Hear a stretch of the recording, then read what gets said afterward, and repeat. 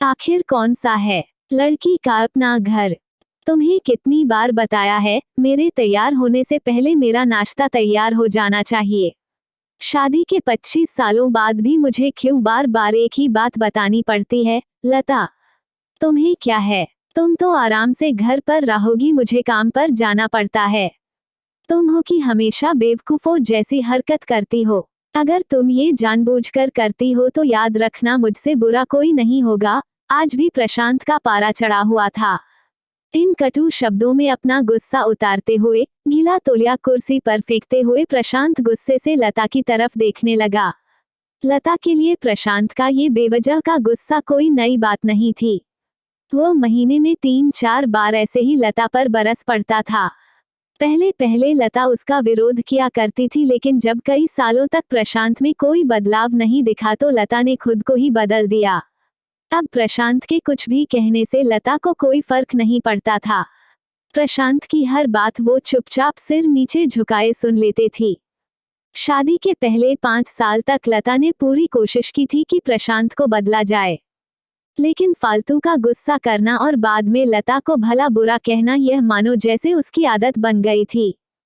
कोई भी वाद विवाद होता तो प्रशांत सीधा लता को बोल देता, अगर मैं तुम्हें अच्छा नहीं लगता तो क्यों नहीं चली जाती अपने मायके? क्यों रहती हो मेरे साथ? इतना सब कुछ होने के बावजूद लता प्रशांत के साथ रहती थी क्योंकि उसे अपनी बेटी की फिक्र थी। और वह जाती भी तो कहाँ, अपने बूढ़े हो चुके माँ बाप को इस उम्र में परेशान करना वह नहीं चाहती थी। समाज और लोग क्या कहेंगे, ये भी तो उसे देखना था। वह इतनी पढ़ी लिखी भी तो नहीं थी कि खुद जाकर कोई नौकरी कर सके और अपना और अपनी बेटी का पालन पोषण कर सके। लता को अब अपनी फिक्र नहीं थी।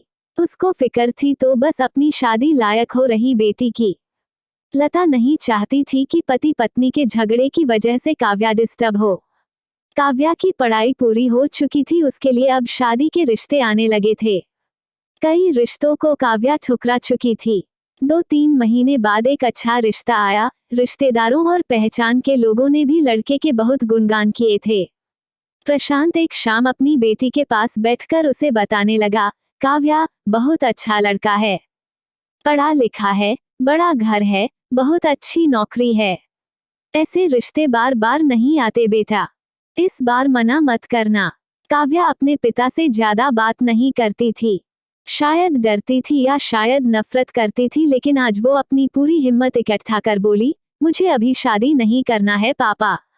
मैं नौकरी करना चाहती हूँ, खुद अपने पैरों पर खड़ी होना चाहती हूँ। हाँ तो उसमें क्या बड़ी बात है? मैंने लड़के से बात की है, वो तुम्हें किसी बात के लिए नहीं रोकेगा।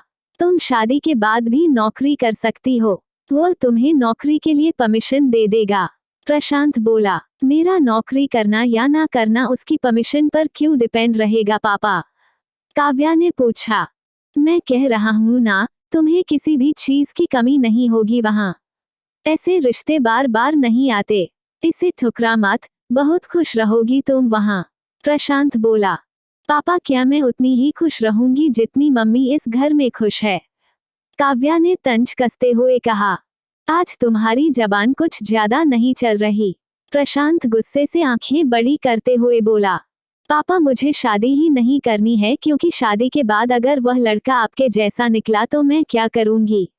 मुझे आपके जैसा जीवन साथी नहीं चाहिए जो बिना बात के मुझ पर हमेशा चिल्लाए। मुझे कुछ भी अपनी पसंद का लेना हो तो 10 बार सोचना पड़े, कहीं वह नाराज ना हो जाए। मेरी तबीयत कैसी भी हो उसे परवाह ना हो। रोटी थोड़ी सी मोटी बन जाए तो घर सर पर उठा ले। उसकी चेकबुक ना मिले तो भी मेरा ही दोष निकालें, और हर छोटी मोटी बात पर मुझे मायके जाने के लिए कहे। काव्या ने अपना दिल खाली करते हुए पापा से सब कह दिया। प्रशांत का गुस्सा 7वें आसमान पर था, लेकिन उसके मुंह से एक भी शब्द नहीं फूट रहा था। वो काव्या की बातें सुन रहा था।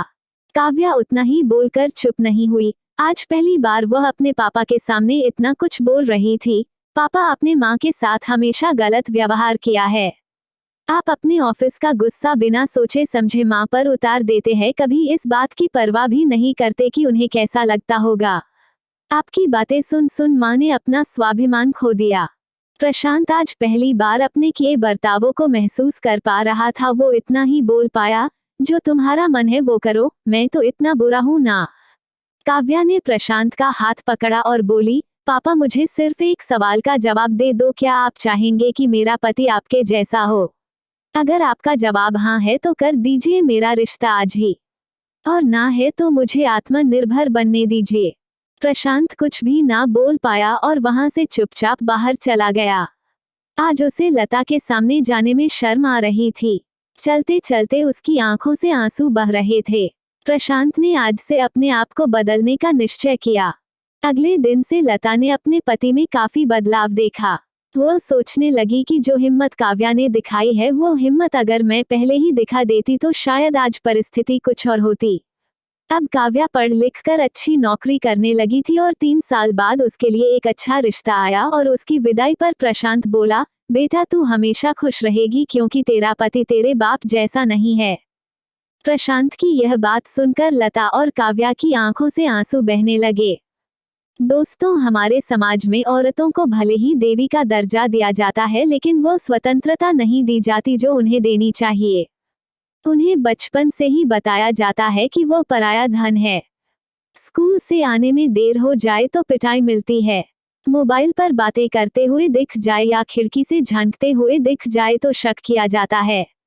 माँ बाप का घर तुम्हारा नहीं है, पति का घर ही तुम्हारा घर है। जीवन भर यह बातें बता बताकर उन्हें ससुराल भेज दिया जाता है, और एक दिन किसी छोटे मोटे झगड़े में ससुराल वालों से उन्हें सुनना पड़ता है कि इस घर को छोड़ दो और मायके चली जाओ। अब आप ही बताओ दोस्तों, ऐसी स्त्रियों का सच्चा घर कौन सा? आखिरकार वह किस घर को अपना कहें?